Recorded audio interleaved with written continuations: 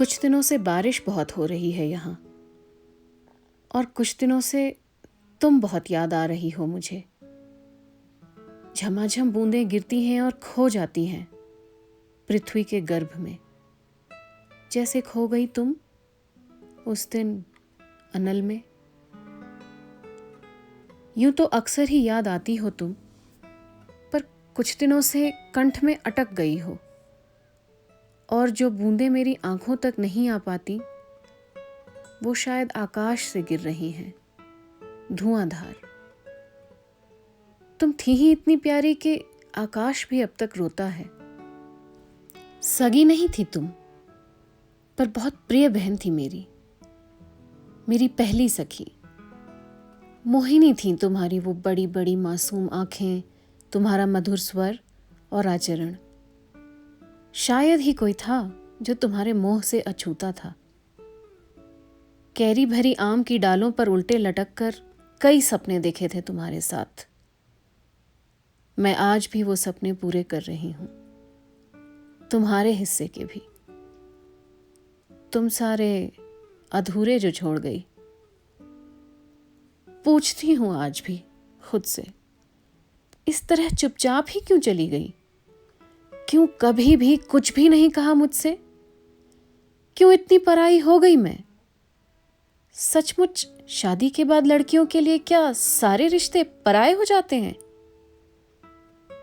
पर तुम्हें दोष देने का अधिकार भी नहीं मुझे। 19 की थी तुम।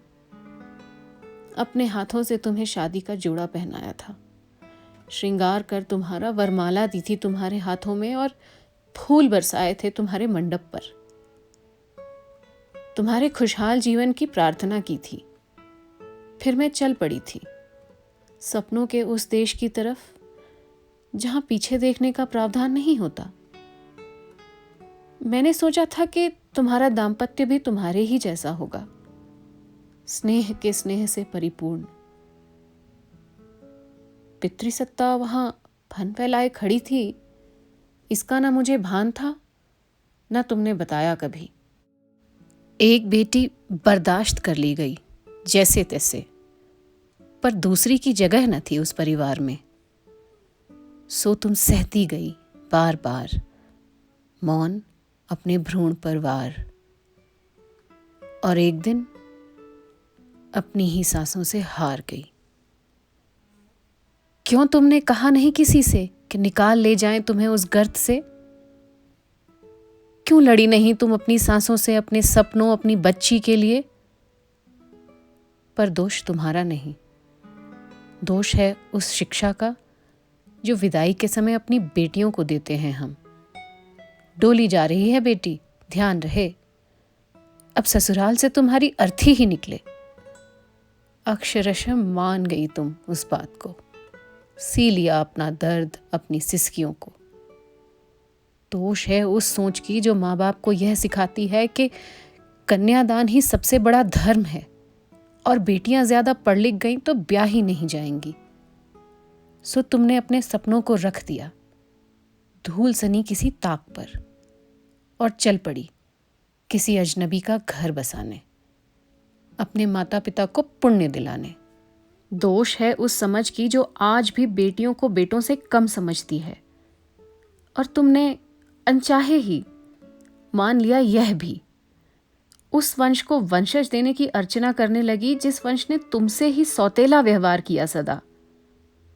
कभी सोचती हूं, काश कोई तुमसे एक बार यह कह देता कि सशक्त हो तुम, निर्भर न रहो, हम साथ हैं तुम्हारे हर सुख दुख, हर फैसले में। तो काश कि मैं समय रहते जान पाती, हाथ बढ़ाकर खींच पाती तुम्हें उस नर्क से बाहर, तो आज तुम हमारे साथ होती।